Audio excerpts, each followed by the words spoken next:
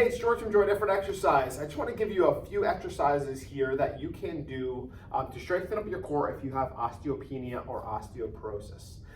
The first one that we recommend a lot to our clients is a plank. So there's a few variations of planks that I want to go through really quickly. So the first one is a high plank, but I'm going to do this in a way that's good for beginners and people that are just getting started, maybe recently diagnosed with the condition. So here's the first one, and how we do it generally at Joint Effort is we use a box. So this box it helps to elevate your hands or your elbows, whatever you're using to be your contact point for your upper extremity. So the first one is you're just going to do the plank in a high plank position, but we call it a modified high plank. So we're going to use this box. It's about 20 inches off the ground, and all you do is you're going to put your hands off to the sides, feet like about shoulder width apart and next to the box, and then you'll slightly bring them out, and you're just going to hold this position, okay?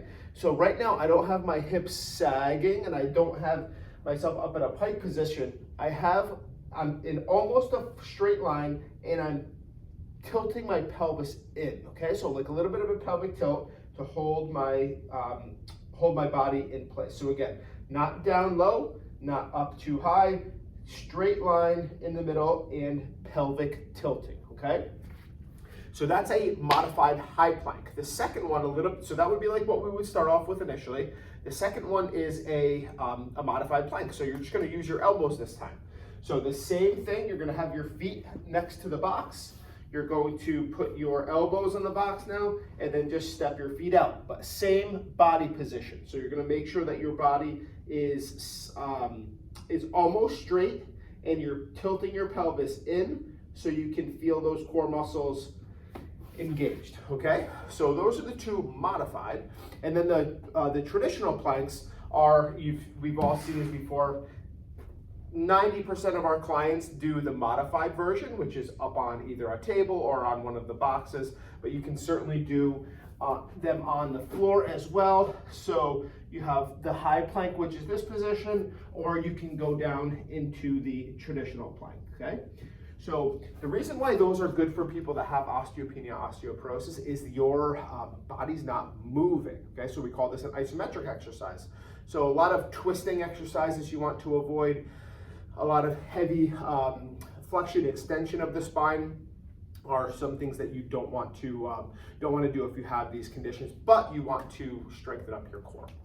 All right, another one is called a hollow hold. I'm gonna pull my box over.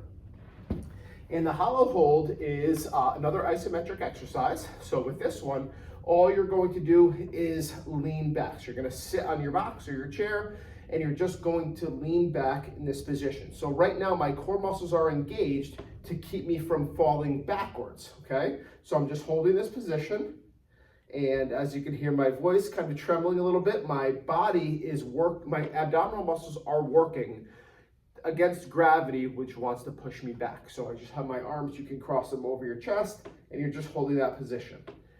The progression from that, if that feels too easy, is to pick up your legs, and you can do the same thing, okay?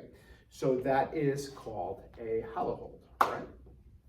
So that is, those are two, so the plank and the plank with the many variations of that, and then also the hollow hold are two very good core strengthening exercises for your core.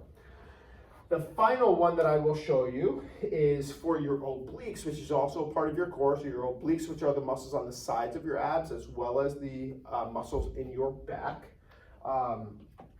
Or it also targets the muscles in your back, I should say. Your obliques are not in your back.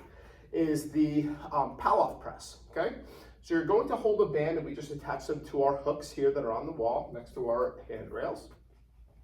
And you're gonna hold the band in the center of your chest, okay? So band goes in the center of your chest, ready to get your skin.